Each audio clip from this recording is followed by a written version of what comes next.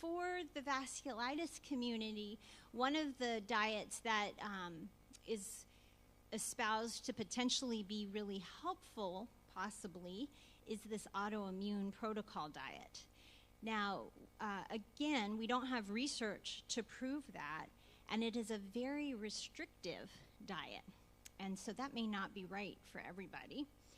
But there are really specific foods that are known, or that are recommended by the author of the autoimmune protocol for one to eat.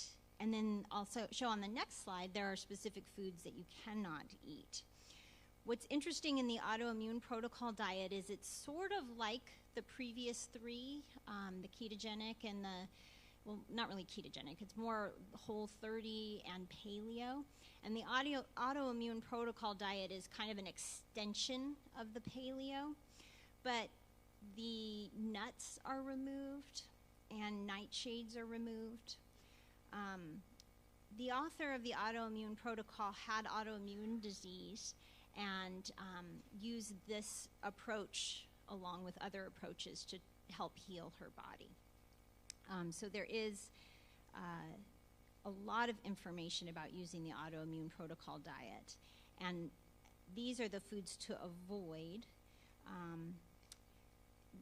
There are low fruits, low starchy vegetables, low gluten cross-reactive foods, which are like corns and rice, and low FODMAPs as options in the autoimmune. But in the autoimmune protocol diet, she recommends no alcohol, no NSAIDs, no dairy, no nuts, seeds, nightshades, eggs, beans, and legumes or grains. So this is a more restrictive pattern than the other ones we were talking about because eggs are eliminated. The beans and legumes are the same. Nightshades are eliminated here.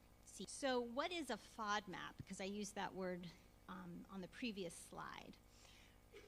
FODMAPs are types of foods that had been associated, again without research, for inflammatory, irritable bowel syndrome. And so the FODMAP foods are listed here and had been attributed to having IBS.